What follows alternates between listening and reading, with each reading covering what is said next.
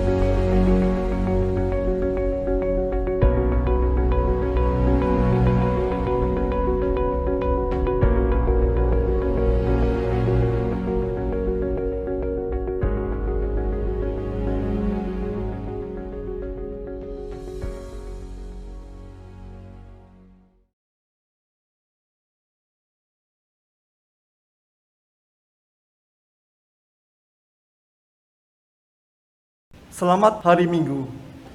Umat Tuhan, ibadah kita hari ini, Minggu 7 November 2021, dilayani oleh Pendeta Yael Eka Hadiputri Lamorahan. Umat Tuhan, pandemi masih belum berakhir. Kita harus melewati saat-saat yang berat, meskipun kondisinya sudah jauh lebih baik.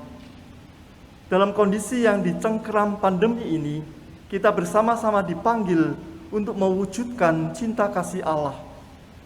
Kita bersama-sama dipanggil untuk menampakkan kasih Allah dengan memberi secara tulus, yang di dalamnya sapaan Allah dirasakan melalui ketulusan kita. Menyambut panggilan kasih-Nya, mari kita berdiri, bersama-sama menyanyikan pelengkap Kidung Jemaat nomor 13, bait 1 dan bait 3, Kita Masuk Rumah-Nya.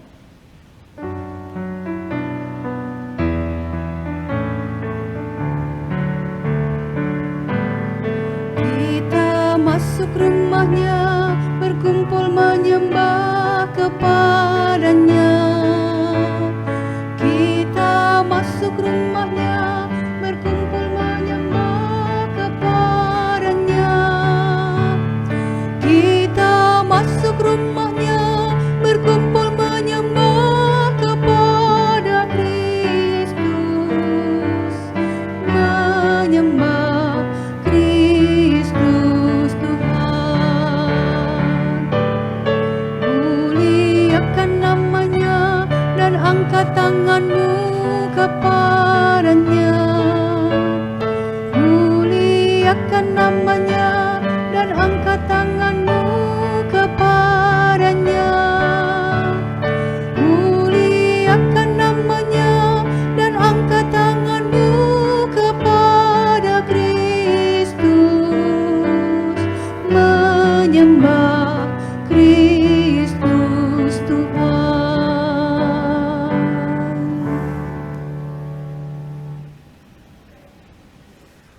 Pertolongan kita ialah dari Tuhan yang menjadikan langit dan bumi. Amin, amin, amin. Salam dan damai sejahtera dari Allah Bapa kita dan dari Tuhan Yesus Kristus, serta persekutuan dengan Roh Kudus menyertai saudara sekalian. Dan menyertai saudara juga. Umat Tuhan, silahkan duduk. Dalam perjalanan iman kita meyakini karya Kristus yang telah menyerahkan dirinya. Tubuh dan darahnya telah dicurahkan bagi kita sebagai wujud kasih dan kepeduliannya kepada kita. Kristus yang memberi dirinya bagi dunia, Kristus telah merelakan dirinya bagi dunia, maka kita pun dipanggil untuk memberi kepada yang lain. Menghadirkan kasih Allah yang dirasakan oleh banyak orang, agar mereka pun merasakan kasih dan anugerah-Nya. Menyambut kasih-Nya, mari kita bersama-sama menyanyikan pelengkap Kidung Jemaat nomor 212, Ya Allah, kasih-Mu besar.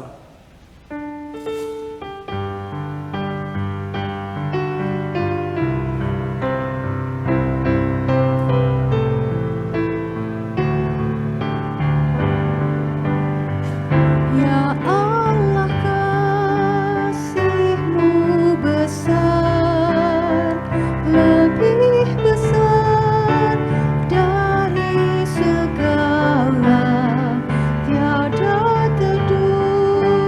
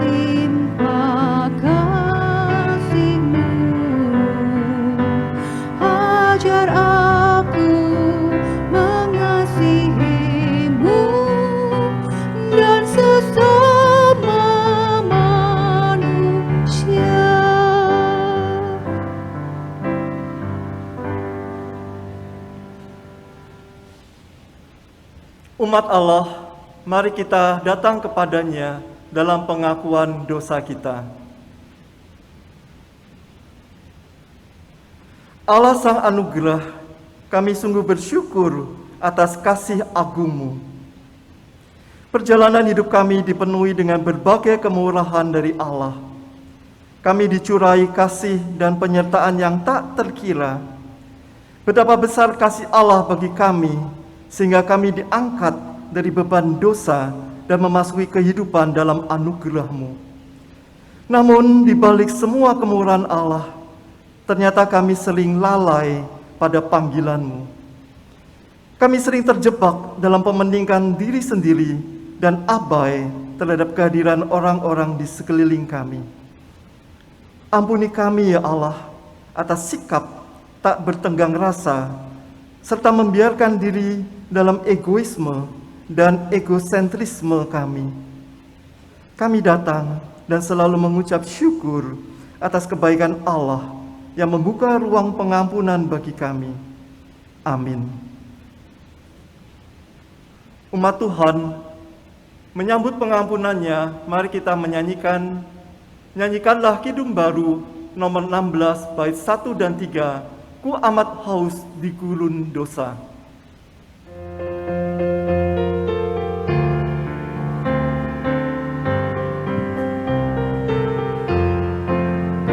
Ku amat haus di gurun dosa dan celah, tak ku dapatkan air yang segar. Tetapi ku hampiri salib Golgota, ku dapat air hidup yang benar. Minum pada sumber air hidup, puas jiwaku, bersuka hatiku. Minum pada sumber air hidup, oh ajaib dan berlimpah bagiku. Dan dosa tak ingin kau ke Kalvari, di sana air telah berbuah terus. Bagimu air itu bebas diberi, jiwamu puas oleh penebus. Minum pada sumber air hidup, puas jiwaku, bersuka hatiku. Minum pada sumber air hidup, oh ajaib dan berlimpah bagiku.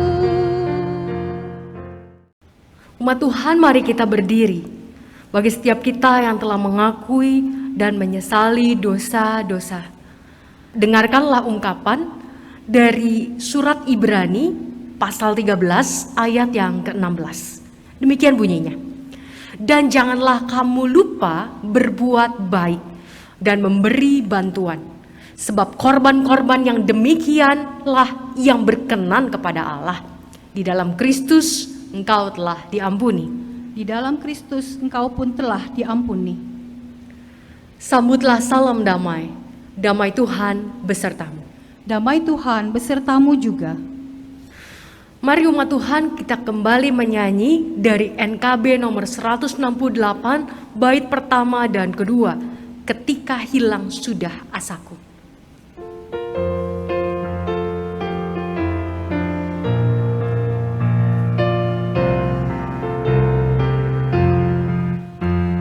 Ketika hilang sudah asaku, tenaga pun lenyap, Tuhan Yesus datang meraih diriku, ditolongnya segera, segera.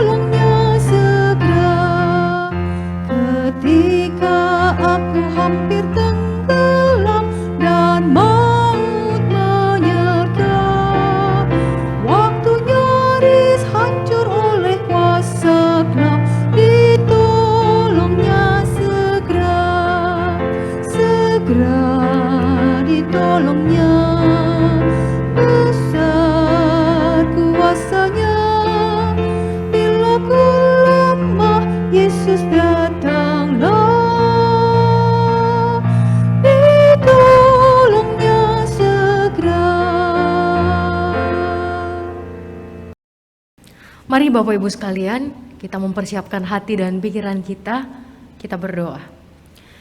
Tuhan Yesus yang baik, kami mengucap syukur di dalam kondisi pandemi yang sudah mulai menurun saat ini.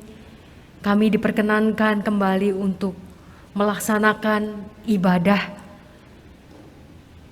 di dalam hari Minggu ini. Kami mau memohon pertolongan Tuhan, memohon kuat kuasa-Mu untuk hadir dalam hati dan pikiran kami. Sehingga ketika kami mendengar firman-Mu, kami mendengar suara-Mu yang sungguh lembut, menguatkan dan menuntun kami untuk kami hidup. Kiranya Engkau yang menopang setiap kami di dalam keterbatasan kami, termasuk juga keterbatasan hamba-Mu. Dan kiranya Engkau yang hadir di setiap keberadaan kami, dimanapun kami berada dan mengikuti ibadah online pada hari ini. Terima kasih Tuhan Yesus, hanya di dalam nama-Mu kami memohon tuntunan-Mu yang kudus. Amin. Umat Tuhan, kita bersama-sama menyimak bacaan pertama dari kitab 1 Raja-Raja pasal 17 ayat 8 sampai dengan 16. Maka datanglah firman Tuhan kepada Elia, "Bersiaplah, pergi ke Sarfat yang termasuk wilayah Sidon, dan diamlah di sana.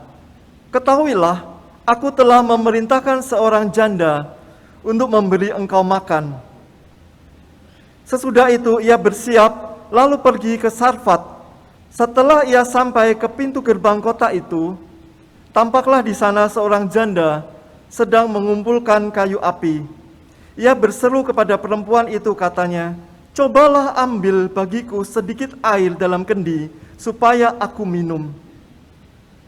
Ketika perempuan itu pergi mengambilnya, ia berseru lagi, "Cobalah ambil juga bagiku sepotong roti." Perempuan itu menjawab, "Demi Tuhan Allahmu yang hidup, sesungguhnya tidak ada roti padaku sedikit pun, kecuali segenggam tepung dalam tempayan dan sedikit minyak dalam buli-buli, dan sekarang aku sedang mengumpulkan 2-3 potong kayu api, kemudian aku mau pulang dan mengolahnya bagiku dan bagi anakku, dan setelah kami memakannya, maka kami akan mati."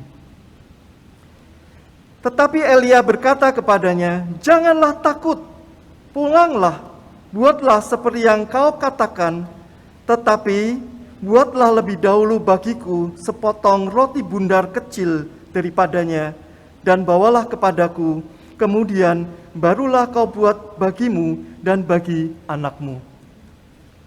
Sebab beginilah firman Tuhan Allah Israel, "Tepung dalam tempayan itu tidak akan habis, dan minyak dalam buli-buli itu pun tidak akan berkurang sampai pada waktu Tuhan memberi hujan ke atas muka bumi." Lalu pergilah perempuan itu dan berbuat seperti yang dikatakan Elia. Maka perempuan itu dan dia serta anak perempuan itu mendapat makan beberapa waktu lamanya. Tepung dalam tempayan itu tidak habis, dan minyak dalam buli-buli itu tidak berkurang seperti firman Tuhan yang diucapkannya kepada perantaran Elia. Demikianlah sabda Tuhan. Syukur kepada Allah. Umat Tuhan, menyambut bacaan tadi, mari kita membaca Mazmur secara berbalasan berdasarkan Mazmur pasal 146. Haleluya, pujilah Tuhan, hai jiwaku. Aku hendak memuliakan Tuhan selama aku hidup, dan bermazmur bagi Allahku selagi aku ada. Janganlah percaya kepada para bangsawan, kepada anak manusia yang tidak dapat memberikan keselamatan. Apabila nyawanya melayang, ia kembali ke tanah. Pada hari itu juga lenyaplah maksud-maksudnya. Berbahagialah orang yang mempunyai Allah Yakub sebagai penolong, yang harapannya pada Tuhan Allahnya. Dia yang menjadikan langit dan bumi, laut dan segala isinya, yang tetap setia untuk selama-lamanya. Yang menegakkan keadilan untuk orang-orang yang berberas, yang memberi roti kepada orang-orang yang lapar. Tuhan membebaskan orang-orang yang terkurung. Tuhan membuka mata orang-orang buta. Tuhan menegakkan orang yang tertunduk. Tuhan mengasihi orang-orang benar.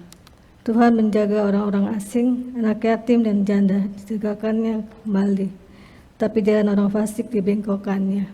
Tuhan itu Raja untuk selama-lamanya. Allahmu, ya Sion, turun-temurun. Haleluya. Bacaan kedua didasarkan pada surat Ibrani pasal 9 ayat 24 sampai dengan ayat 28. Sebab Kristus bukan masuk ke dalam tempat kudus buatan tangan manusia yang hanya merupakan gambaran saja dari yang sebenarnya, tetapi ke dalam surga sendiri untuk menghadap hadirat Allah guna kepentingan kita. Dan ia bukan masuk untuk berulang-ulang mempersembahkan dirinya sendiri, sebagaimana imam besar setiap tahun masuk ke dalam tempat kudus dengan darah yang bukan darahnya sendiri. Sebab jika demikian, ia harus berulang-ulang menderita sejak dunia ini dijadikan. Tetapi sekarang ia hanya satu kali saja menyatakan dirinya pada zaman akhir untuk menghapuskan dosa oleh korbannya. Dan sama seperti manusia ditetapkan untuk mati hanya satu kali saja, dan sesudah itu dihakimi.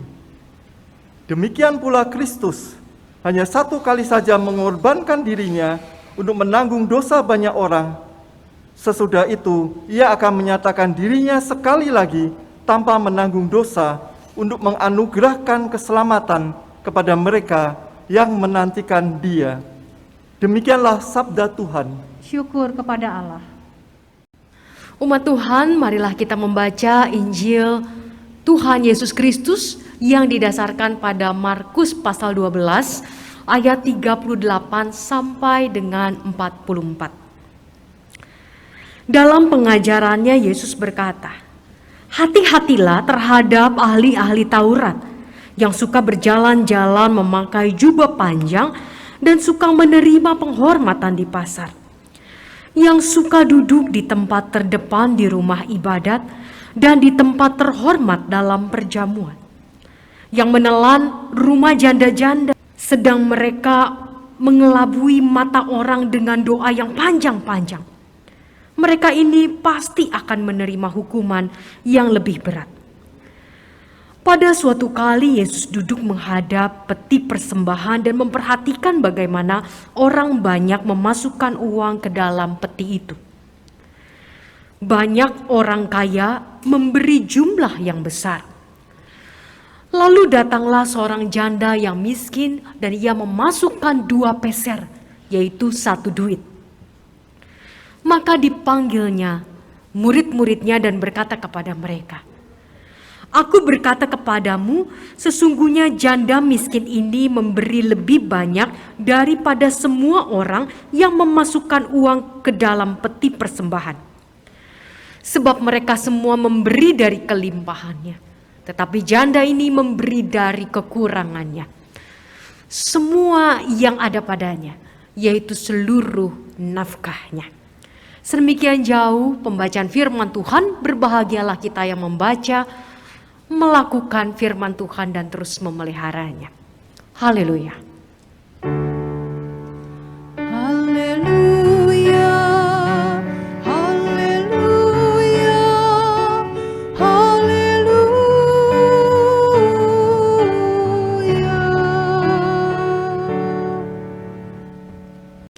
Halo, selamat hari Minggu Bapak Ibu yang terkasih di dalam Tuhan.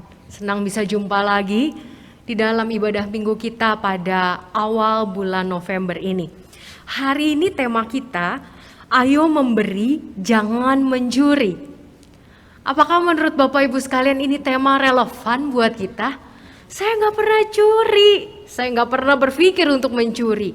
Bahkan saya sudah memberi, bukan mencuri. Lalu apakah kemudian jadinya tema ini tidak relevan lagi nih buat kita? Masih banyak yang bisa kita pelajari Bapak Ibu sekalian berkaitan dengan tema hari ini. Nah, tentunya kita harus melihat dari beberapa sudut pandang.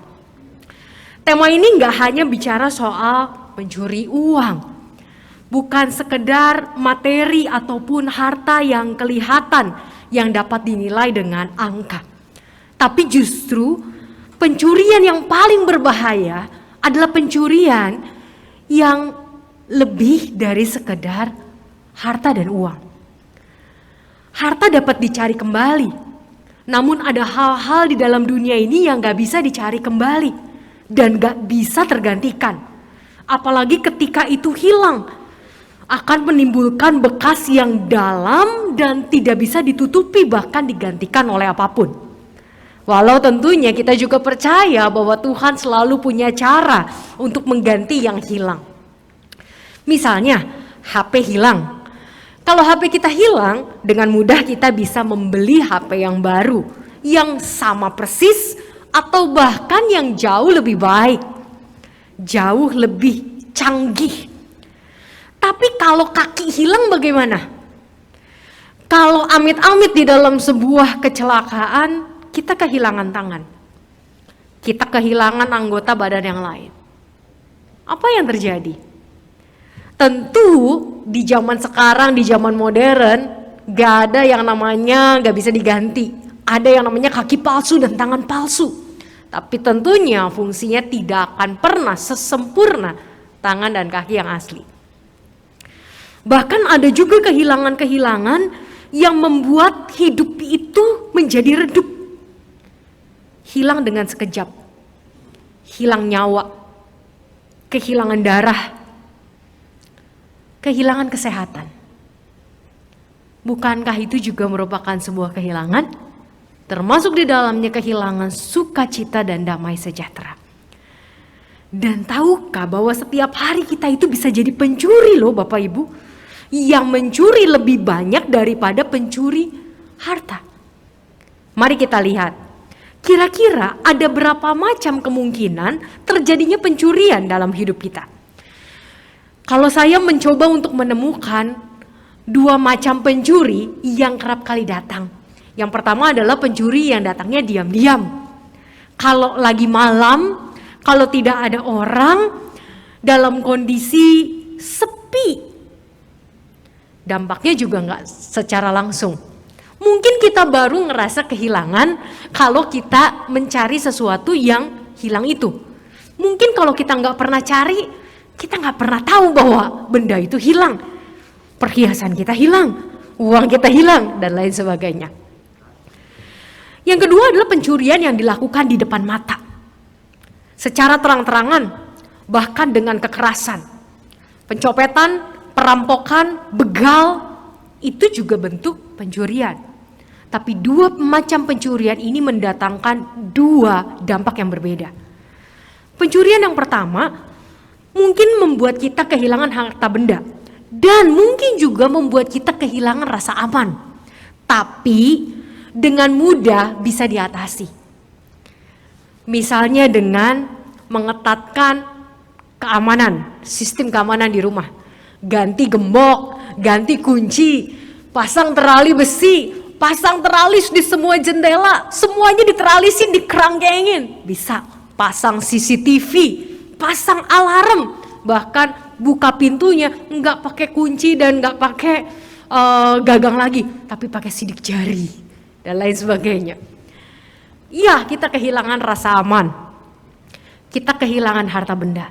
Tapi pencurian yang kedua, yang menggunakan kekerasan, yang terjadi secara terang-terangan, langsung di depan mata, menimbulkan trauma yang berkepanjangan. Rasa aman hilang, bahkan menambah rasa cemas, menambah mimpi buruk, menambah stres, menambah rasa takut, dan gak tahu kapan hilangnya. Buat Bapak Ibu sekalian yang pernah mengalami kerampokan, didatangi langsung pencurinya, diikat, dibekap, itu bukan hal yang mudah untuk dihadapi. Karenanya Bapak Ibu sekalian, pencurian itu bukanlah sesuatu yang menyenangkan dan ingin kita hadapi. Namun di dalam hidup, kita mungkin tidak jadi pencuri yang model pertama. tapi pencuri model kedua. Pencuri yang tidak hanya mendatangkan kehilangan, namun juga mendatangkan dampak panjang di masa depan yang berkepanjangan dan dapat dirasakan dampaknya sampai mati. Mari kita lihat firman Tuhan yang mengingatkan kita tentang pencuri. Yang kita pelajari dari firman Tuhan yaitu Markus yang tadi kita baca, Markus 12, ada beberapa hal yang mau kita dalami. Yang pertama adalah siapa sih yang dianggap sebagai pencuri di dalam bacaan ini. Di sini Tuhan Yesus memberikan sebuah pemahaman tentang apa yang dilakukan oleh ahli Taurat. Ahli Taurat di dalam terjemahan Message yaitu religion scholars. Dalam versi mudah dibaca disebut guru Taurat. Di dalam BIMK, Bahasa Indonesia Masa Kini disebut guru-guru agama. Kalau di dalam konteks kita sendiri, mungkin pendeta, penatua, teolog yang belajar teologi. Apa yang mereka lakukan? Mereka melakukan sesuatu yang hina sekali kalau menurut Tuhan Yesus. Mereka bersembunyi di balik jubah-jubah panjang mereka, yang artinya di balik kuasa, di balik posisi, di balik jabatan yang nampaknya seperti diam-diam tapi di depan mata. Apa yang mereka curi? Uang, jelas, tapi lebih dari itu. Mereka tidak hanya sekedar mencuri uang dari rakyat miskin pada saat itu. Mereka tidak hanya sekedar mencuri uang dari umat Israel yang kondisinya juga sudah susah saat itu. Apa yang mereka curi? Mereka mencuri masa depan umat. Uang selalu dikaitkan dengan hidup di masa kini dan masa depan. Dan ketika mereka menjual sesuatu melebihi harganya, mereka menjual domba, burung, harganya dilipat-lipat kali lipat, yang harusnya harganya murah untuk persembahan, untuk korban bakaran, mereka diambil keuntungan sebanyak-banyaknya. Dan tentunya itu akan mengambil juga masa depan umat. Karena mereka akhirnya tidak punya uang untuk menabung. Mereka tidak punya uang untuk masa depan mereka. Hari ini habis. Sehingga mereka tidak punya kesempatan untuk mempersiapkan masa depan yang lebih baik. Yang kedua, umat kehilangan apa? Kehilangan iman. Yang mendatangkan keselamatan yang justru digantikan persembahan. Kamu selamat kalau kamu kasih persembahan. Kamu selamat kalau kamu kasih upeti. Kamu selamat kalau kamu kasih korban bakaran. Sebanyak kamu kasih, keselamatanmu ditanggung oleh itu. Bukankah itu berarti guru-guru agama atau ahli Taurat juga sedang mengajarkan kita kehilangan iman? Padahal imanlah yang menyelamatkan, bukan persembahan. Imanlah yang menyelamatkan, bukan korban bakaran. Iman beserta dengan perbuatanlah yang menyelamatkan. Bukan apa yang bisa diberi, lalu selesai, sudah. Umat kehilangan apa lagi? Umat kehilangan kasih. Ketika mereka hidup udah susah, mereka hidup setengah mati, boro-boro mau mikirin orang lain, mikirin diri sendiri aja udah susah, mikirin tuh kehidupan setiap hari aja udah susah. Bagaimana mereka mau dan terdorong untuk memberi?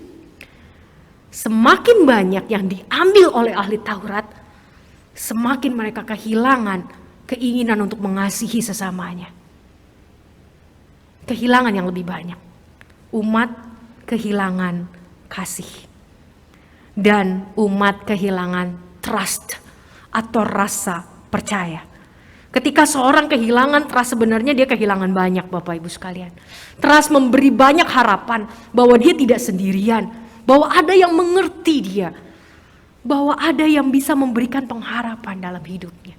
Ketika dia sudah kehilangan trust sama pemimpinnya, maka mereka sebetulnya sedang kehilangan begitu banyak hal. Dan ahli Taurat bukan sekedar mencuri uang. Akhirnya ahli Taurat dan apa yang mereka lakukan ini mencuri lebih banyak hal. Dan mereka lakukan secara terang-terangan. Mereka lakukan di pasar-pasar. Mereka lakukan secara terbuka, bukan diam-diam. Mereka lakukan di rumah ibadat. Mereka lakukan di tempat pesta. Mereka menipu para janda dan merampas rumahnya. Apa yang dilakukan oleh ahli Taurat ini betul-betul menyengsarakan kehidupan umat di masa itu. Pertanyaan dan refleksinya buat kita hari ini. Siapa ahli Taurat di masa kini? Apakah memang melulu soal pendeta, penatua, guru agama, termasuk juga mungkin para teolog-teolog, karena tadi kaitannya dengan guru agama, terjemahan langsungnya dari bahasa Yunaninya. Tapi ternyata ketika kita kulik lebih dalam, di dalam dunia modern ini kita menemukan begitu banyak ahli Taurat. Ahli Taurat itu yang pertama adalah mereka yang tidak menjaga integritas mereka sebagai hamba Allah dan umat Allah. Itu yang pertama. Jadi ahli-ahli Taurat adalah ahli-ahli hidup yang menghidupi hidup mereka tanpa integritas sebagai hamba Allah. Panggilannya sebagai hamba Allah. Mereka tidak menjaga itu. Yang kedua adalah mereka yang melalui pengajarannya, perintahnya, tuntunannya hanya mendatangkan keuntungan bagi dirinya sendiri, bukan keuntungan bagi orang lain. Karena pengajaran yang sehat harusnya pengajaran yang menguntungkan semua orang. Karena pengajaran yang sehat adalah pengajaran yang dibutuhkan semua orang. Siapa yang gak mau sehat? Setiap kita pasti mau sehat, bukan? Maka ahli Taurat adalah ahli yang mendatangkan keuntungan bagi dirinya sendiri, kesehatan bagi dirinya sendiri, tapi justru penyakit bagi orang lain. Dan yang ketiga, para ahli Taurat adalah mereka yang menggunakan kuasa untuk mendatangkan kutuk bukan berkat, batu sandungan bukan teladan, tentang apa itu kasih, tentang apa itu pengharapan. Mereka kehilangan itu semua. Jadi, apakah ahli Taurat hanya kaitannya dengan ahli agama? Tidak. Mereka bisa saja adalah saya, mereka juga bisa adalah Bapak Ibu. Pendeta, penatua, orang tua, guru, atasan, bos, penopang hidup, mereka yang diberikan kuasa dan bahkan mempunyai kuasa. Tapi mereka melakukan atau menggunakan kuasa itu bukan untuk hal yang membangun kehidupan. Mereka bisa saja saya dan saudara. Jadi bagaimana supaya kita tidak mencuri tapi belajar memberi? Kembali bahwa pemberian di sini bukan soal materi. Karena materi, uang itu bisa kembali, bisa dicari. Andai kata hilang, masih bisa dicari, masih bisa didapatkan. Tapi apa yang bisa kita pelajari dari pemberian sang janda? Ketika si janda memberikan yang terbaik, dia memberi dari kekurangan. Pertanyaannya yang mungkin kita perlu dalami lagi dan kritisi. Ketika kita tidak punya uang kita tinggal 1.000 atau uang kita tinggal 500.000 di bank, termasuk di dalam dompet, jumlahnya cuma 500.000. Apakah kita masih bisa memberi? Misalnya, amit-amit terjadi, uang kita cuma 500.000 di dompet dan di bank account. Apakah kita masih mau memberi dari 500.000 itu? Mungkin kita akan berpikir ribuan kali, jutaan kali, miliaran kali untuk memberi 500.000 itu kepada orang lain. Kita akan memakai mungkin 500.000 itu untuk hidup kita hari ini aja. Seperti janda di Sarfat. Saya cuma punya ini. Tapi waktu, hati, dan kasih itu gak ada batasnya selama kita masih hidup. Jadi sebetulnya apa yang bisa kita beri selain materi? Materi tentu adalah bagian dari pemberian yang sangat menolong dan menolong secara instan. Tapi ada hal-hal yang bisa kita berikan walaupun mungkin nampaknya bukan sebuah pemberian, tapi dampaknya jauh lebih panjang dari sekedar materi. Yang pertama adalah waktu. Bapak Ibu pasti mengingat kisah Marta dan Maria. Marta sibuk benar, Maria duduk di kaki Yesus. Siapa yang Tuhan puji? Maria. Tapi bukan berarti apa yang dilakukan Marta tidak baik. Bukan berarti apa yang dilakukan Marta itu buruk. Tapi Tuhan mau memberi garis bawah di sini. Bahwa apa yang dilakukan Maria itu bicara soal waktu. Karena waktu Tuhan tuh udah dikit lagi. Sedangkan tugas-tugas selalu ada. Tugas-tugas selalu ada. Tapi waktu bersama dengan Yesus itu tinggal dikit lagi karena bentar lagi dia akan mati dan dia akan naik ke surga. Bagi Marta, kualitas relasi jauh lebih penting dari sekedar mengerjakan tugas dan tanggung jawab. Tugas-tugas akan selalu ada. Setiap hari ada tugas, setiap hari ada tugas. Setiap hari ada kerjaan, ada. Tiap hari ada PR, ada. Tapi bagaimana kita memakai dari 24 jam yang Tuhan beri dalam satu hari itu untuk punya relasi yang berkualitas dengan itu suami kita, istri kita, anak kita, orang tua kita, dan orang-orang di sekeliling kita. Waktu gak bisa diputar kembali. Kalau dia sudah pergi, dia tidak akan kembali. Waktu tidak bisa didapatkan kembali. Kalau sudah habis, ya habis. Saya nggak pernah mau kehilangan waktu bersama anak saya, terutama di masa di mana saya bisa memberikan pengaruh yang besar dalam hidupnya. Terutama kehidupan berimannya. Tugas akan selalu ada. PR akan selalu ada. Tapi waktu cepat sekali berlalu. Sekarang udah bisa ngejawab mamahnya. Udah bisa ngelawan mamahnya, udah bisa mengekspresikan perasaannya. Jangan sedih ya nak, Ben masih sedih, Ben masih mau nangis. Oke, dan saya harus menunggu. Dan tentu tidak mudah. Dan waktu ini juga dibutuhkan dalam relasi kita dengan sesama kita. Berapa banyak dari kita memberi waktu bagi orang-orang di sekeliling kita. Yang kedua adalah hati. Ada sebuah buku yang kami sudah beli dari sekian lama, tapi kami gak habis-habis membacanya. Selain bukunya tebal, karena tadi waktunya kurang buat membaca. Buku ini diberikan judul Seni Berbicara Kepada Anak, Panduan Mendidik Anak Tanpa Ngegas. Tapi menurut saya ini buku bisa digunakan untuk semua orang. Cuma sedikit saja diubah judulnya, seni berbicara pada pasangan, seni berbicara pada orang tua, seni berbicara kepada sahabat, tanpa ngegas. Ketika kita melakukan sesuatu dan memberi sesuatu, apakah kita akan melakukannya dengan hati? Apakah kita melakukannya dengan hati? Apakah kita melakukannya hanya ya udah lakukan saja? Bercakap dengan suami, bercakap dengan istri, bercakap dengan sahabat, bercakap dengan anak menjadi bagian dari rutinitas. Tapi kita tidak menyediakan betul-betul hati dan pikiran kita untuk mendengar. Memberi wejangan, memberi nasihat, memberi penguatan, memberi apresiasi, memberi teguran ataupun hukuman sekalipun harus pakai hati. Karena kalau nggak pakai hati akan diterima dengan cara yang sangat-sangat buruk oleh orang-orang di sekeliling kita. Nasihat tanpa hati akan dianggap kebencian. Tapi pujian tanpa hati juga bisa dianggap nggak rela atau nggak ikhlas ngasih pujiannya. Ah, lu mah ngasih pujian, nggak rela, kedenger kok dari suaranya. Makanannya enak gak? Enak, ya enak. Beda ya. Gunakan hati. Susah iya.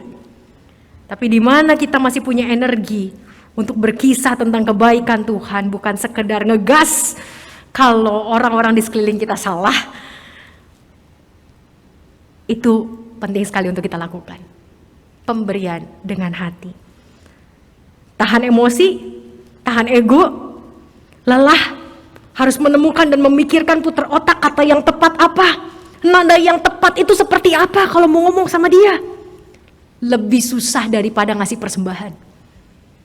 Lebih berat daripada ngasih uang melalui transfer ataupun melalui amplop ke gereja. Jauh lebih cepat. Cuman tinggal scan QR, langsung masuk persembahan kita. Tapi bicara dengan orang di sekeliling kita, sambil elus dada, sambil putar otak, belum tentu pun itu diterima dengan baik oleh mereka.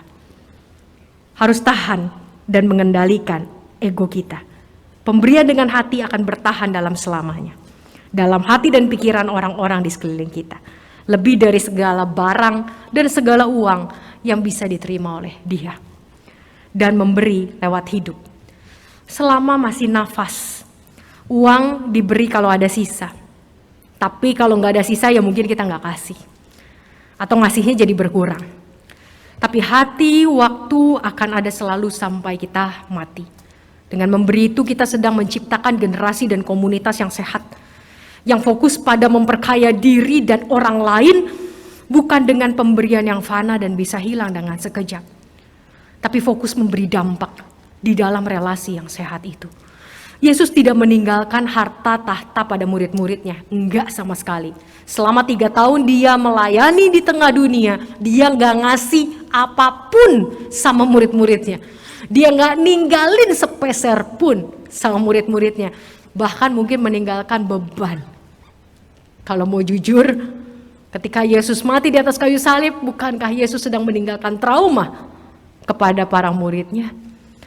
Tapi ternyata apa yang dilakukan Yesus selama 3 tahun?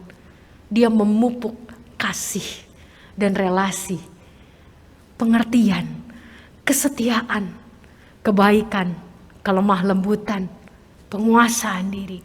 Dia tunjukkan itu semua. Bapak Ibu Saudara sekalian, memberi seperti Yesus memberi, maka kita akan lihat apa yang sedang kita bangun dengan pemberian kita. Mungkin bukan gedung yang megah, tapi ikatan kasih yang tidak mudah lekang oleh waktu. Mungkin bukan kemewahan, tapi kepercayaan. Mungkin bukan nama baik dan cemerlang, tapi generasi bintang yang benderang. Di mana kemuliaan Tuhan ada lewat pemberian kita dan dirasakan oleh orang-orang sekeliling kita. Yakobus 1 ayat 17 saya ambil sebagai ayat penutup yang membuat kita bisa memberi dengan baik. Yakobus 1 ayat 17. Saya akan membacakannya buat Bapak Ibu sekalian. Setiap pemberian yang baik dan setiap anugerah yang sempurna datangnya dari atas, diturunkan dari Bapa segala terang. Jadi pemberian kita tidak akan pernah baik kalau tidak diturunkan dari Tuhan. Pemberian kita tidak akan pernah baik kalau tidak dituntun oleh Tuhan. Pemberian kita tidak akan pernah baik kalau tidak menggunakan standar Tuhan. Pemberian kita tidak akan pernah menjadi baik kalau juga tidak berasal dari Tuhan. Satu kata, satu senyum, satu sapaan, satu chat WA, 1 menit dapat mengubah hidup seseorang. Apakah kita mau memberi waktu kita? Apakah kita mau memberi hati kita? Dan apakah kita mau memberi hidup kita? Lebih dari setiap rupiah yang bisa kita beri bagi suami, istri, anak, orang tua, cucu, dan juga gereja. Tuhan Yesus memberkati. Selamat memberi dan hindari mencuri.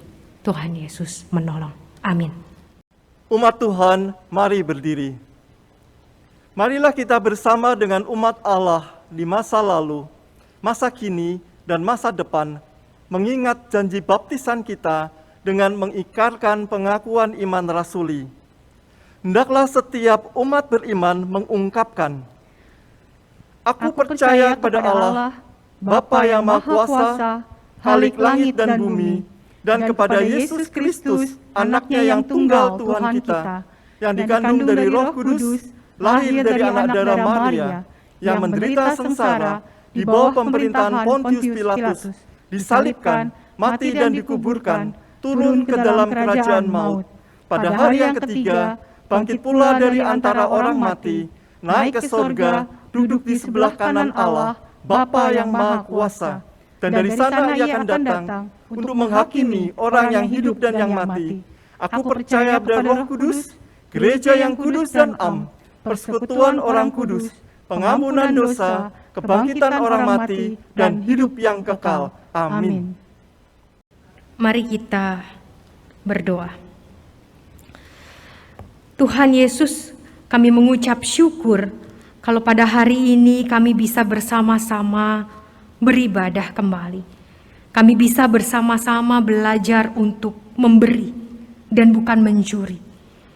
Karena kerap kali kami juga mencuri di dalam hidup kami, mencuri kesejahteraan, damai dan sukacita dari anggota keluarga kami.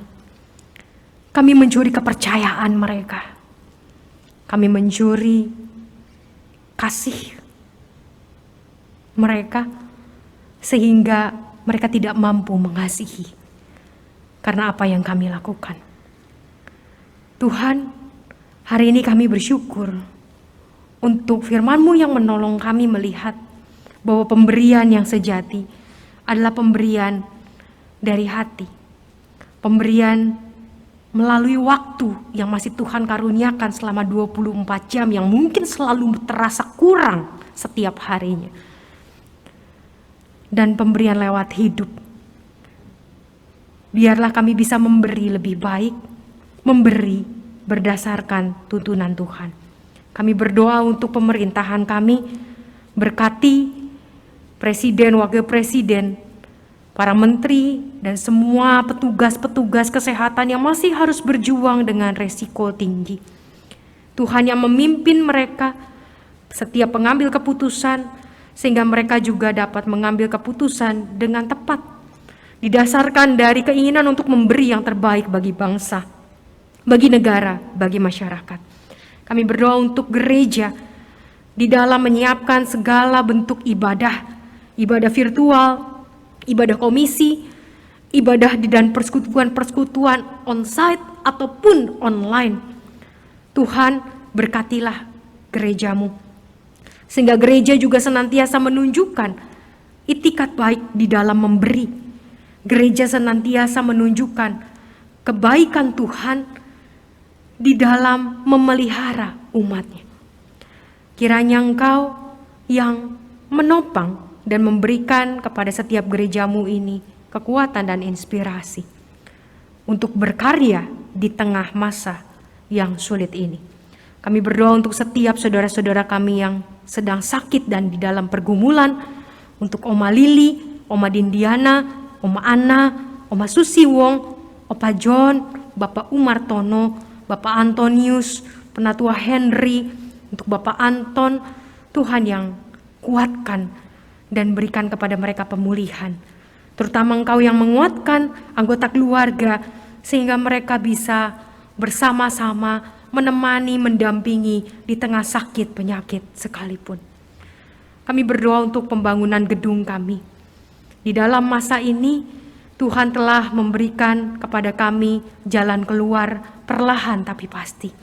Tuhan yang pimpin sehingga setiap orang yang mengambil keputusan betul-betul dapat mengambil keputusan berdasarkan hikmat-Mu.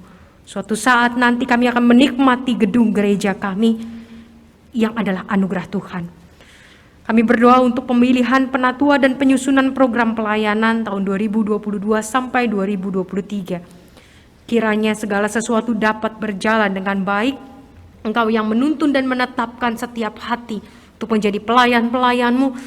Engkau juga yang akan menolong dan memberi hikmat untuk menjalankan setiap aktivitas dan program yang tidak kami lakukan hanya sekedar rutinitas. Tapi biarlah itu memberkati dan memperkenalkan terus kemuliaan Tuhan kepada setiap anggota jemaat-Mu. Terima kasih ya Bapa, di dalam nama-Mu kami menaikkan doa yang jauh dari sempurna ini. Dalam nama-Mu kami bersyukur. Amin. Umat Tuhan dengan penuh sukacita Mari kita bawa persembahan kepada Allah. Simaklah firman Tuhan dalam Mazmur pasal 4 ayat 6. Persembahkanlah korban yang benar dan percayalah kepada Tuhan. Umat Tuhan, marilah kita membawa persembahan kepada Tuhan. Bagi kita yang rindu menyampaikan persembahan melalui transfer bank, Majelis Jemaat menyediakan sarana melalui nomor rekening Bank Mandiri dan BCA sebagaimana yang tertera pada layar Anda.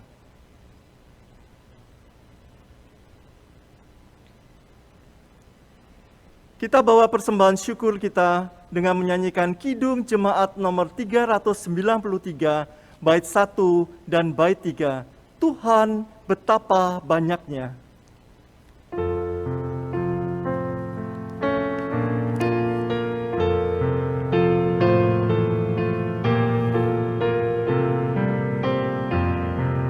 Tuhan betapa banyaknya berkat yang Kau beri,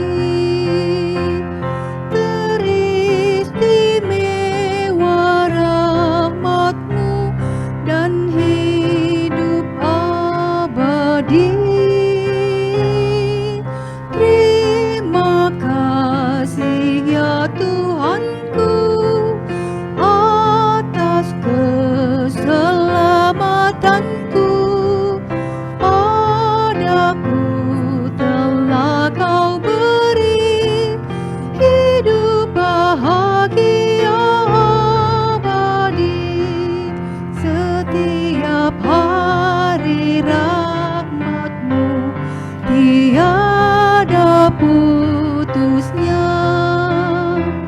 Hendak ku puji nama-Mu tetap selamanya.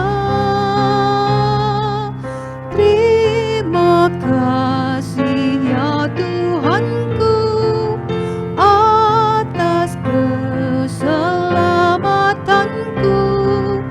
Padaku telah Kau beri hidup bahagia abadi. Umat Tuhan, mari berdiri. Kita membawa persembahan syukur ini kepada Tuhan.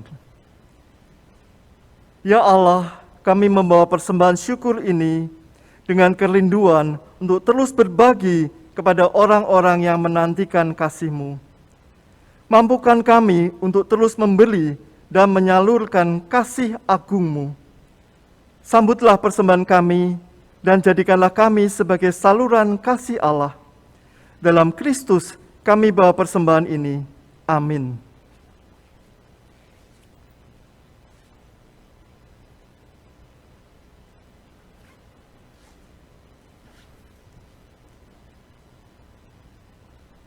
Mari dengan tetap berdiri kita menyanyikan Kidung Jemaat nomor 424, bait 1 dan bait 2. Yesus menginginkan daku.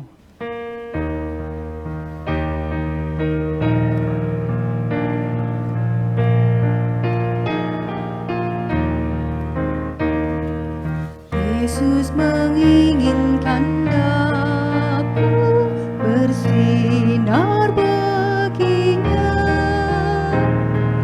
Dimanapun ku berada, ku mengenangkannya. Bersinar, bersinar, itulah kehendak Yesus. Bersinar, bersinar, aku bersinar terus. Yesus menginginkan daku menolong orang lain, manis dan sopan selalu ketika ku bermain. Bersih